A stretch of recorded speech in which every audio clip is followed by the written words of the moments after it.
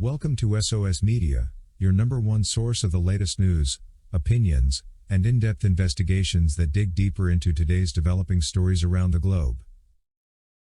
Lisa Van Allen is an American author, public speaker, television personality and one of the key R. Kelly accusers.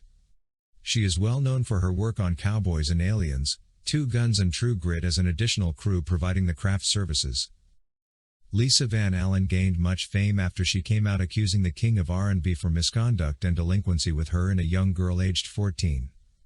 Lisa eventually ceaselessly made headlines and news stories in many newspapers, magazines and online. She accused R. Kelly for purportedly coercing and getting involved with her and a 14-year-old girl. Lisa Van Allen was born in 1981 and raised by her parents in the United States. After remaining tight-lipped and restrained for many years, Lisa finally decided to come forward to give her side of justification on R. Kelly's allegations, joining a bunch of women who recounted R. Kelly's alleged misconduct.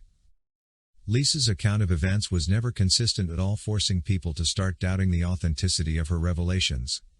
Nonetheless, she went on and testified against R. Kelly despite the obvious inconsistencies in her story. Just as we thought that R. Kelly's cases couldn't get any bizarre, the conspiracy against him just thickened and became more obvious.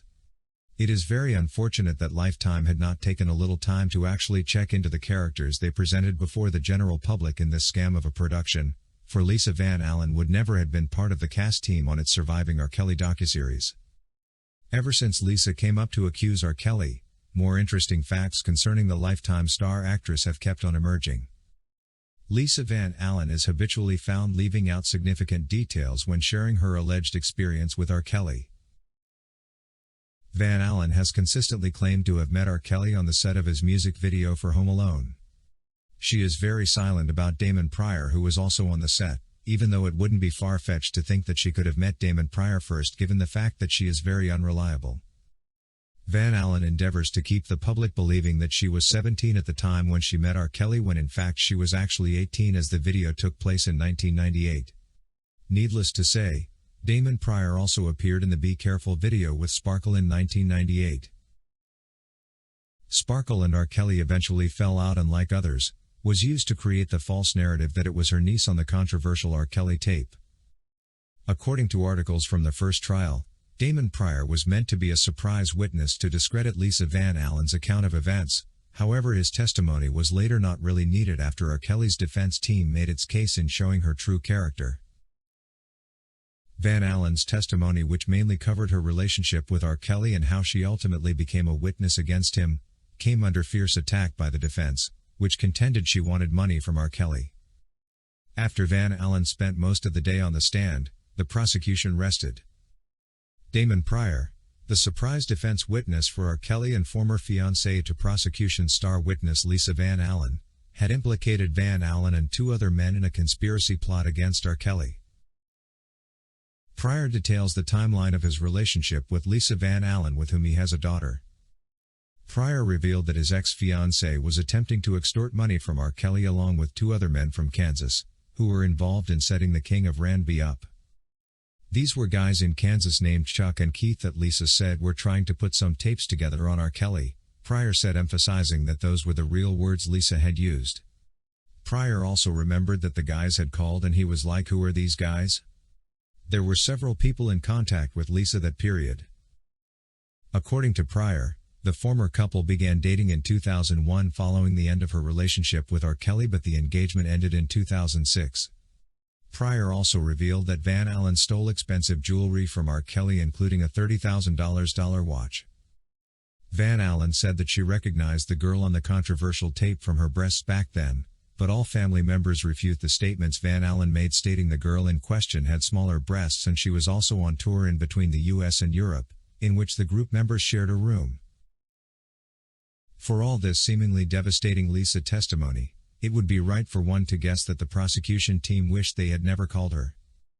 The most viable reason the defense decided against calling Pryor to the stand despite his rich testimony was probably because he would have been an even worse witness that would do more damage than good.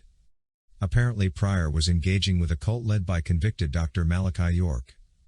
Pryor had unfortunately been accused of falsifying documents to present himself as the son of York and changed his name to Dujua York. Pryor gave a deposition in the case against York in which York was sentenced to 123 years, not only for involvement with children but also a RICO charge. The defense witness Damon Pryor had arrived in Chicago at the expense of R. Kelly. Once in Chicago, Pryor refused to give the prosecution his social security number for a background check to verify he is who he says he is.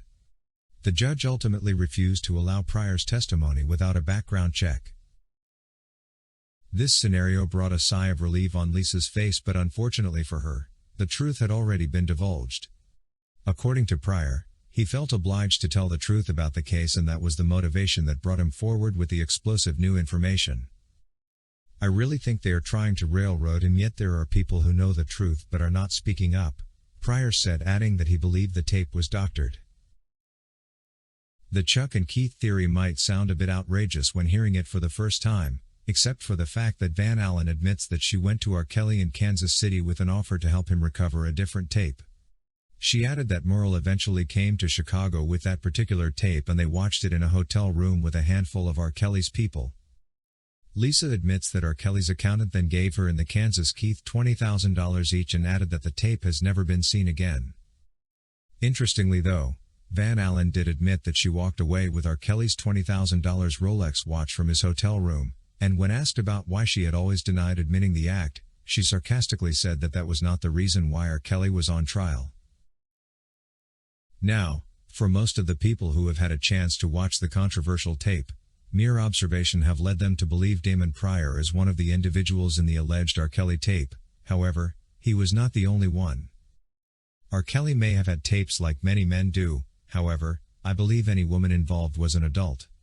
It is clear there is a lot of deception when it comes to this alleged tape, and at this point, any such referral to that tape should be inadmissible. Meanwhile, R. Kelly is currently being held at a federal prison in Granville County at the Federal Correctional Institute in Butner. R. Kelly, through her attorney Jennifer Bonjean, appealed both his New York and Illinois sentences, and the appeal processes are currently ongoing. With an articulate lawyer as Bonjean, we hope all the misinterpretations of the law, the injustices that have marred the trials, and the unfaithfulness exhibited by most of the witnesses will bear a bearing in revealing the truth and innocence. We would love to see R. Kelly regain his deserved freedom, get back to the family, and also hope that he gets back to the studio to give us the best of music as he has always done. Thank you for watching today's video, brought to you by SOS Media. If you haven't subscribed to our channel yet, please subscribe, and hit the bell icon so you never miss any of our videos. Also remember to leave your comment about today's topic in the comment section below.